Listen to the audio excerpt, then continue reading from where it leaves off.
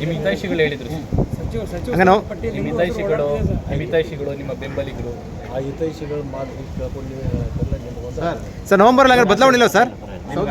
ರಾಜಕಾರಣದಲ್ಲಿ ಯಾರು Saudi sir November ಕಾಂಗ್ರೆಸ್ಗೆ ಲಾಭ ಆಯಿತು, ಆದರೆ ಕಾಂಗ್ರೆಸ್ಸಿಂದ ನಿಮಗೆ ಲಾಭ ಆಗಿಲ್ಲ ಅನ್ನುವ ಚರ್ಚೆ ಇದೆ. ನನ್ನಿಂದ ಕಾಂಗ್ರೆಸ್ಗೂ ಲಾಭ ಆಗಿದೆ, ಕಾಂಗ್ರೆಸ್ಸಿಂದ ನನಗೂ ಲಾಭ. ನವೆಂಬರ್ ಬದಲಾವಣೆ ಇಲ್ವಾ ಸರ್ ಹಾಗಾದರೆ? ಗೊತ್ತಿಲ್ಲ, ಮುಖ್ಯಮಂತ್ರಿಗಳಿಗೆ ನೀವು ರಾಂಗ್ ಅಡ್ರೆಸ್ಗೆ ಪತ್ರ ಬರೋದ್ರ ಉತ್ತರ ಏನು ಸರ್? ಆಗಲೇ ನೀವು ಒಂದು ಮಾತು ಹೇಳ್ತಾ ಇದ್ರಿ ಶ್ರೀನಿವಾಸ್ ಕೇಳಿದ್ರೆ, ಅಂದರೆ ಸನ್ಯಾಸಿಗಳು ಅಲ್ಲ ಅಂತಂದ್ರೆ ಏನು ಸರ್ ಅದು? ರಾಜಕಾರಣದಲ್ಲಿದ್ದವ್ರು ಯಾರೂ ಸನ್ಯಾಸಿಗಳಲ್ಲ ರೀ. ಬಟ್ ಈಗ ಯಾರೂ ಅಲ್ಲ, ಹಾಂ, ಎಲ್ಲರೂ ಅಪೇಕ್ಷಿತರನ್ನೇ. ಎಲ್ಲರೂ ಏನಾದರೂ ಆಗಬೇಕು ಅನ್ನೋವಂಥದ್ದೇ ಇರುತ್ತೆ. ಕ್ಷೇತ್ರ ಡೆವಲಪ್ ಆಗಬೇಕು, ಮರು ಆಯ್ಕೆ ಆಗಬೇಕು, ಮಂತ್ರಿ ಆಗಬೇಕು, ಮುಖ್ಯಮಂತ್ರಿ ಆಗಬೇಕು. ನಿಮ್ಗೆ ಏನು ಅನಿಸ್ತಾ ಇದೆ ಸರ್? ನಿಮಗೆ ಏನು ನಿಮ್ಗೇನು ಮಂತ್ರಿ ಆಗಬೇಕಂತ ಅನಿಸ್ತಾ ಇಲ್ವಾ ಅಂತ? ಕೊಟ್ಟರೆ ನಿಭಾಯಿಸ್ತೀನಿ.